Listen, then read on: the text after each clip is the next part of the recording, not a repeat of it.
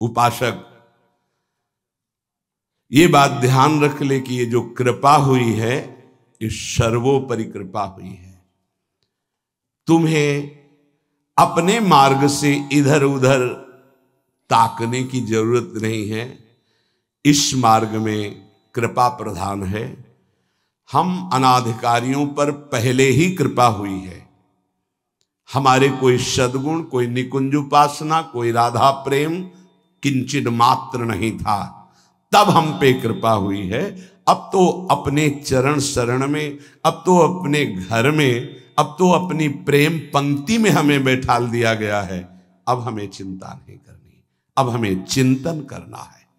हमारे हृदय में ये विश्वास हो जाना चाहिए कि मुझ अनाधिकारी के किसी भी साधन को देखकर नहीं घसीटा गया है। अपनी कृपा से मुझे लाडली लाल ने घसीटा है, तो अब वो मुझे इस माया के प्रवाह में बहने नहीं देंगे। पर हमको अब इस कृपा का अनादर भी नहीं करना है। कृपा का अनादर है मनमानी आचरण करना, आज्ञा के अनुसार ना चल पाना। मानो ये हमारा सबका प्रश्न है। अथ केन प्रयुक्तोयम पापम चरति पुरुषः अनिच्छन्नपि वार्ष्णेयो बलादिव नियोजितः। कल चर्चा हुई थी, जो हमारा स्वधर्म है उसका हमें पालन करना चाहिए। परधर्म भयावह, दूसरे के धर्म को स्वीकार करना मानो भय को स्वीकार करना है। किसी भी प्रलोभन से, बिल्कुल साधारण धर्म, लोकवत धर्म, असाधारण धर्म, अध्यात्म स्वरूप, भगवत प्राप्ति। साधारण धर्म में भी अपने धर्म का परिवर्तन नहीं करना चाहिए। जो हमारी भगवान ने धर्म व्यवस्था की है, जहां हमारा जन्म कर्म जो भी विधान रचा है, हम उसके अनुसार भगवत प्राप्ति करेंगे। जो वर्णाश्रम के अनुसार व्यवस्था, उसके अनुसार हम चलेंगे। ये साधारण व्याख्या है। असाधारण व्याख्या है, कल चर्चा हुई थी, हम प्रभु के अंश हैं। हमारा स्व चैतन्य घन अविनाशी निर्विकार पर शरीर, स्वधर्म भगवत प्राप्ति, परधर्म भोग प्राप्ति। योग होना स्वधर्म है और भोगी होना परधर्म है। इसी से पता चल जाएगा कि हम स्वधर्म में हैं कि परधर्म में। ध्यान दीजिएगा, भगवत योग होना स्वधर्म है और भोगों में रत रहना ये परधर्म है। निर्लिप्त रहना भोगों से स्वधर्म है, भोगों में लिप्त होना परधर्म है। सबकी सेवा करना, कुछ ना चाहना स्वधर्म है, और सबसे सुख चाहना ये परधर्म है। भगवत प्रेम होना स्वधर्म है, शरीर प्रेम, शरीर संबंधी रिश्ते नातों में प्रेम होना परधर्म है। निष्काम होना स्वधर्म है, सकाम होना परधर्म है। निर्मम होना स्वधर्म है, ममता युक्त संसार में बर्ताव करना परधर्म है। अनासक्त होना स्वधर्म है, आसक्त होकर भोगों में, शरीरों में, रुपया में, नाना प्रकार की सामग्री में परधर्म है।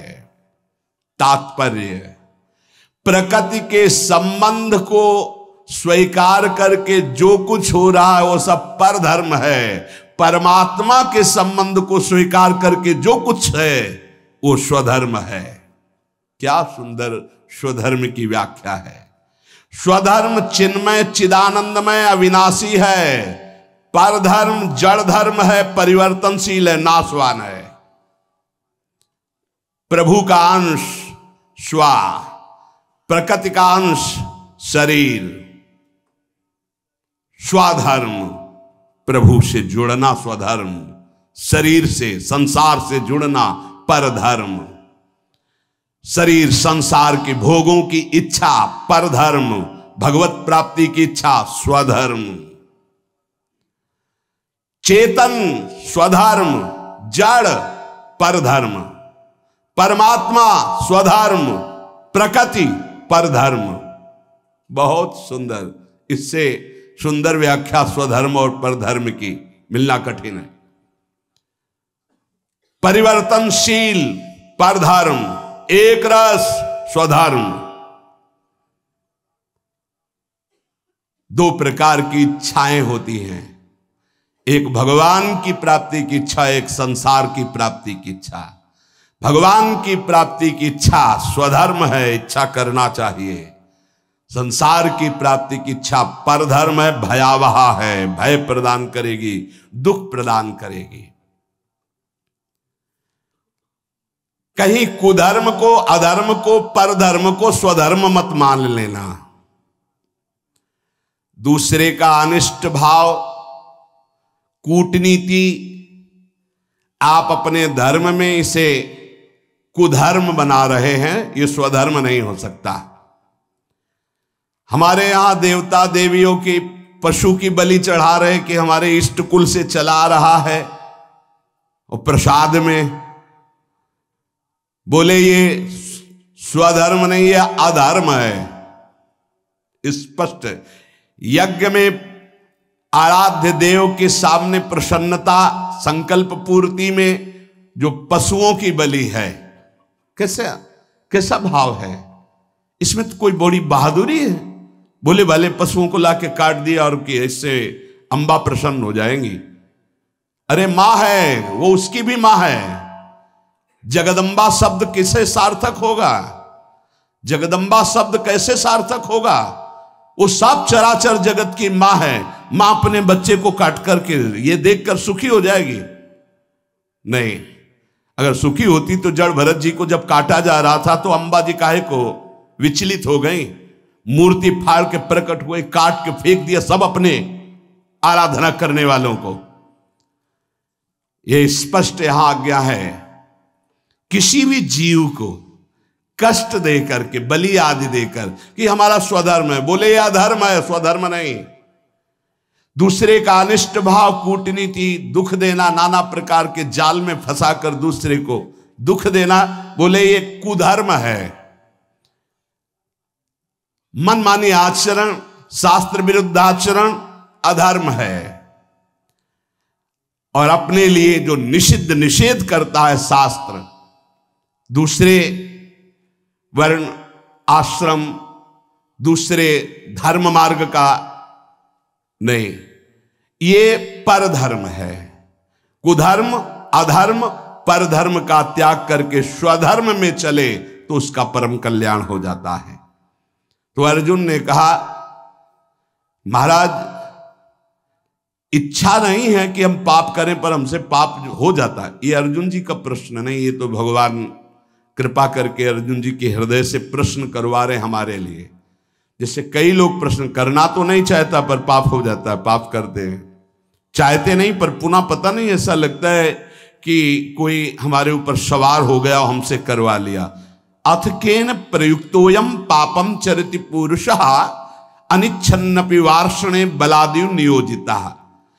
हे वार्ष्णे, ना चाहता हुआ ये मनुष्य जबरदस्ती जैसे कोई पाप करा लेता है। ये कौन है जो पाप आचरण करा लेता है?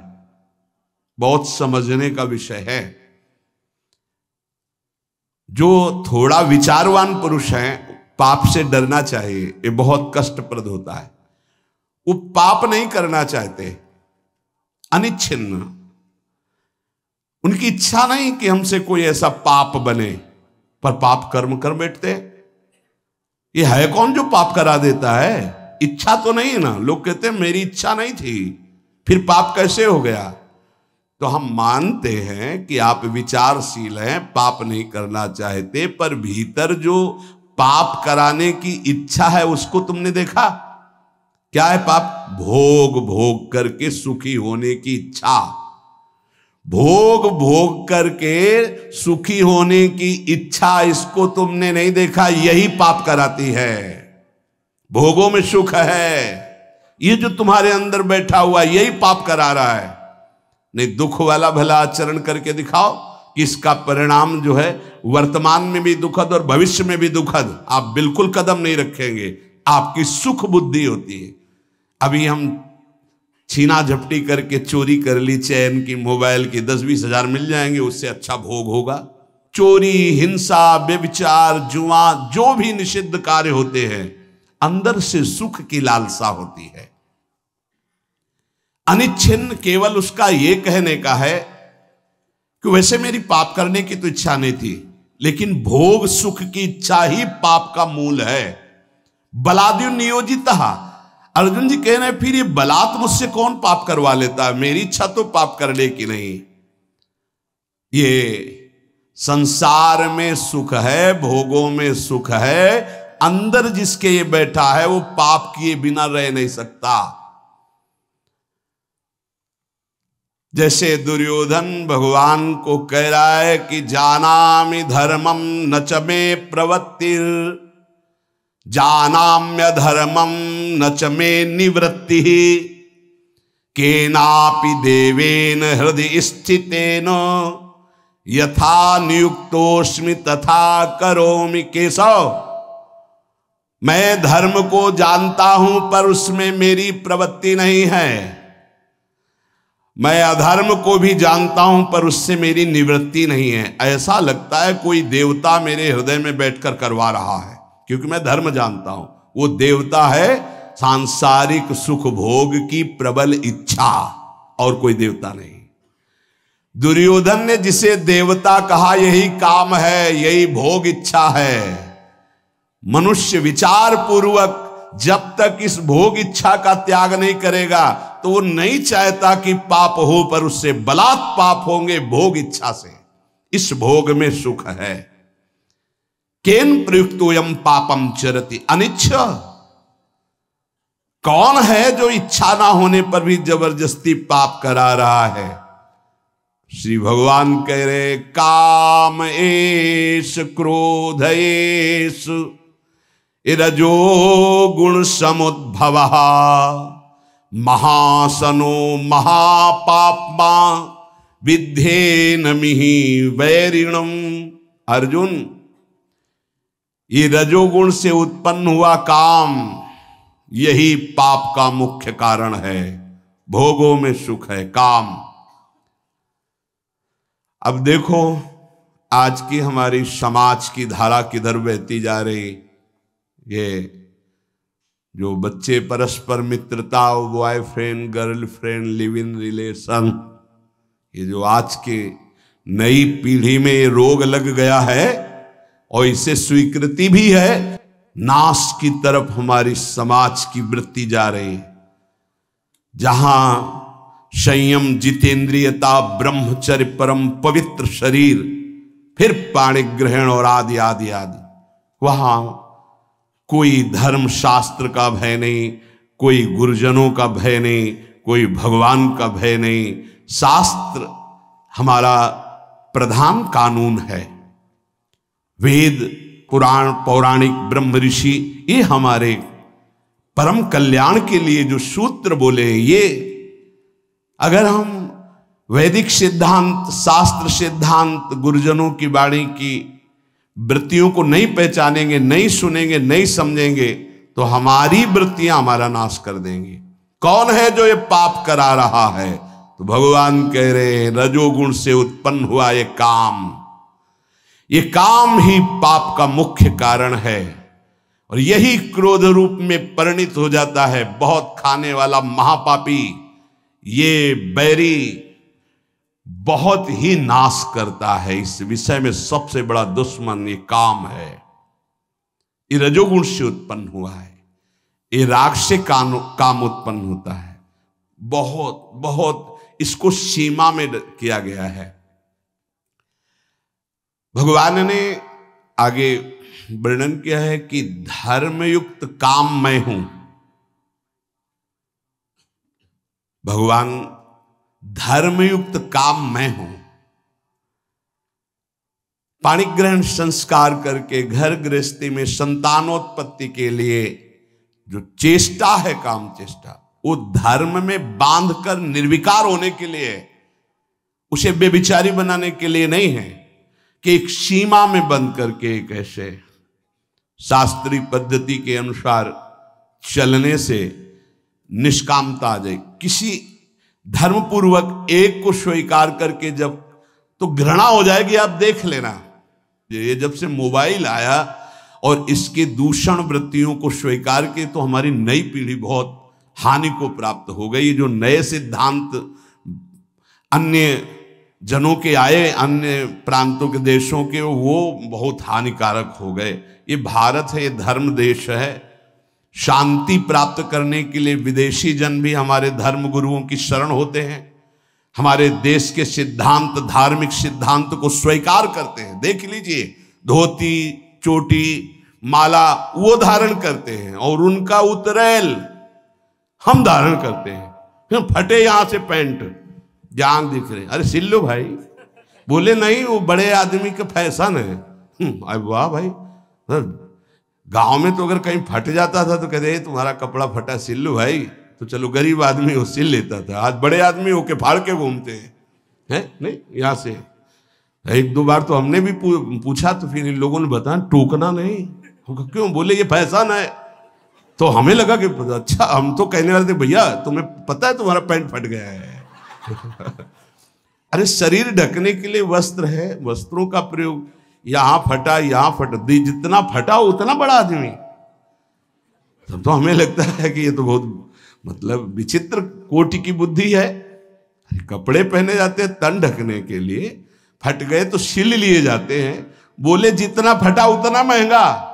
वह बुद्धि भ्रष्ट है। फिर तो आप जाके बाजार में फटा कपड़ा लाते हो और पहनते हो। अब नवीन बोले विदेशी, मतलब तो हमें लगता है कि हमें अपने भारत देश का जो धर्म है वो शांति प्रदान करता है। क्योंकि शांति लेने के लिए आप काशी में जाइए, आपको लाखों विदेशी जन मिलेंगे जो धर्म गुरुओं के चरणों में बैठ करके हमारे मोक्ष सिद्धांत को, ये सिद्धांत कहीं नहीं मिलेगा आपको। जीवन मुक्तता, परमहंस अवधूत मोक्ष पदवी या भगवत प्रेम, ये आपको यहीं मिलेगा। नहीं, नर्क स्वर्ग की बात है, इसके आगे तक की कहीं बात नहीं है। अगर मोक्ष पदवी, जीवन मुक्तता, तो ये यहां की बात है। ये काम बचपन से जहां थोड़ी चेतना जागृत हुई तो ये राक्षस सवार हो जाता है बुद्धि में। अब भय धर्मशास्त्रों का, गुरुजनों का, समाज का, तो इस राक्षसी प्रवृत्ति को शासन में रखा जाता था। अब वो भय नहीं रह गया। हम कहते अगर मित्रता करो तो आजीवन निर्वाह कर ले जाओ। उस मित्रता को चलो भाई, भगवान जैसा युग धर्म के अनुसार, तो कम से कम एक का जीवन स्वीकार किया तो आजीवन उसी को स्वीकार करे रहो। ये कामेश, क्रोधेश, रजोगुण समुद्भवा, रजोगुण से उद्भव प्रकट होने वाला ये राग, ये काम ही महान पापी है, जो क्रोध रूप में परिवर्तित होकर के नाना प्रकार के हिंसा द्वेष प्रकट कर देता है। ये काम क्रोध में परिणित होता है। ये काम महापापी, कभी ना अघाने वाला। इस विषय में तुम इसको महान दुश्मन जानो। ये कभी तृप्त नहीं हो सकता, चाहे सैकड़ों शरीरों को भोग लो, चाहे लाखों शरीरों को भोग लो, ये पाप के सिवा कुछ नहीं करवा सकता। ये केवल वासना बढ़ती रहती है। वासना अब की बार, शायद अब की बार, इस अवस्था में नहीं, इस शरीर में, इस शरीर में नहीं, इस भागता घूमता है। अनंत काल हो गए हमको भटकते भटकते। इसको समझना है। हमारे अंदर जो भोगों में सुख बुद्धि बैठी है, हम चाहते हैं बाहर से कि पाप न हो, पर अंदर से चाहते हैं कि सुख है, इसलिए हम भ्रष्ट हो जाते हैं। इसलिए हम नाना प्रकार के पाप कर बैठते हैं। इसलिए ना चाहते हुए भी हमसे हिंसा, पाप आदि दोष होते हैं। इस विषय पर विचार करें। कोई भी पाप करने वाला भगवत मार्ग का चिंतन, अनुसरण करने की सामर्थ्य खो देता है। यदि सत्संग मिले तो पुनः हिम्मत बनती है, हम आगे बढ़ते। तो सत्संग मिला, हिम्मत बनाओ। अब लो नशानी, अब ना नशेयो, जो हुआ सो हुआ। आगे से सावधान होकर हम इस पर विजय प्राप्त करने आए। देखो, जैसे कोई हार गया तो घृणा बुद्धि से नहीं देखना चाहिए। साधक है, युद्ध है, उसको प्रोत्साहन देना चाहिए, ना कि निराश करना चाहिए। आप सब साधक हैं, आप सब भगवत मार्ग के पथिक हैं। अगर कभी चूक हो जाती है, कोई फिसल रहा है, तो हमें दौड़कर उसे उठाना है, ना कि ताली बजा के हंसना है। ये बहुत बड़ा शत्रु है। किसी को कभी भी चूक हो जाने पर फिसल सकता है। हमको रोकना है, हाथ पकड़ना है, गले से लगाना है, दुलार करना है, उसको आगे बढ़ाना है, ना कि ऐसा। एक बार किसी महापुरुष के समीप किसी का ऐसा, तो उन्होंने कहा आज के बाद उसका आसन हमारे पास लगेगा। तो उन्होंने कहा स्वामी जी ये तो बड़ी निंदा की बात होगी कि ऐसा ऐसा ऐसा। उन्होंने कहा नहीं, वो निंदा हम सहेंगे, लेकिन इसको हम टूटने नहीं देंगे। वो रो पड़ा साधक और कहने लगा स्वामी जी ऐसा प्यार तो हमें जीवन में कहीं नहीं मिला। बोले इससे भी अधिक मिलेगा। जहां दंड मिलना चाहिए वहां जब प्यार, तो वो साधक इतना अच्छा तपस्वी और जितेंद्री बना कि कुछ काल में जब हम ब्रह्मावर्त बिठूर में थे, तब वो जब मिले, वो अपनी घटना बताई, तो महापुरुषों के चरणों की जय हो। जो अगर उसी समय वो उसको कह देते जाओ मैं त्यागता हूं, तो साधक टूट जाता, बिखर जाता, क्योंकि अब उसको लगता अब क्या सब गया। लेकिन जब महापुरुष संभाल लिए और उन्होंने कहा, तो फिर उसको लगा कि मैं नीच तो हूं, पर जब गुरुदेव ने संभाल लिया तो अब ऐसा उत्तम महात्मा। और वो गंगा जी की सीढ़ी पर बैठ के जब बता रहे थे, तभी लगा कि महापुरुषों में कितनी सामर्थ्य होती है, कितना दुलार होता है। इसलिए आपस में एक दूसरे को फिसलने से बचाना है। कोई फिसल रहा है तो मजबूत हाथ से हाथ मिलाना है और उसे घसीट के निकालना है। एक भी टोली में कोई बिखर न पावे, एक भी हमारे कोई टोली का दूसरा पक्ष ले न जा पावे। काम क्रोध लोभ मोह मद मत्सर, आप बहुत सामर्थ्यशाली हो, आप उसकी रक्षा करना, आप उसके भावों को सजाना, आगे बढ़ाना। प्रभु एक बार जो आपका शरणागत हो गया, सुनते हैं कि उसका नाश नहीं होता, नामे भक्ता प्रणश्यति। इतना भी सुना है कि अगर झूठा खेले तो साचा होए। झूठे से कोई कह दे कि हे कृष्ण मैं आपका, तो आप सच्ची मान लेते हो, इतने करुणामय हो। प्रभु आप संभालना। हम जीवन में ये ध्यान रखें कि वास्तविक कोई भी साधक या कोई भी परमार्थ का पथिक पाप नहीं करना चाहता, पर अंदर एक इच्छा है जो पाप कराती है, जिसका नाम है भोग वासना, काम वासना। भगवान उसको कह रहे ये नित्य बैरी है, जल्दी मरने वाला नहीं है। इसलिए हम जब स्वयं बलवान नहीं होते तो बल का आश्रय लेते। मेरे बल सी वृंदावन रानी, हमने महारानी जी का आश्रय लिया है, गुरुदेव का आश्रय लिया है। हमारी चूक, हमारी गलतियां वो क्षमा करेंगे, हमें आगे बढ़ाएंगे। हम खूब नाम जप करें, कभी निरुत्साहित ना हो। हर स्थिति में हम भगवत प्राप्ति कर सकते हैं। आखिरी श्वास तक हम लड़ेंगे इन विकारों से, और प्रियालाल हमारा लड़ना देख करके वो राजी हो जाएंगे, हमें प्राप्त हो जाएंगे। पक्का विश्वास करो, विश्वास करो। यद्यपि भक्त अनन्य जो विषय इंद्रियन बस होए, कर्मठ कोटि जितेंद्रियन तेषम लहै न कोई। यद्यपि वो विषयी है, पर उसने श्यामाजू का अनन्य आश्रय ले लिया। उसकी समानता करोड़ों जितेंद्री, करोड़ों कर्मकांडी संयमी नहीं कर सकते। इसलिए हम बाजी जीत गए। नागरी दास ये जन्म जितायो, बलिहारी बलिहारी।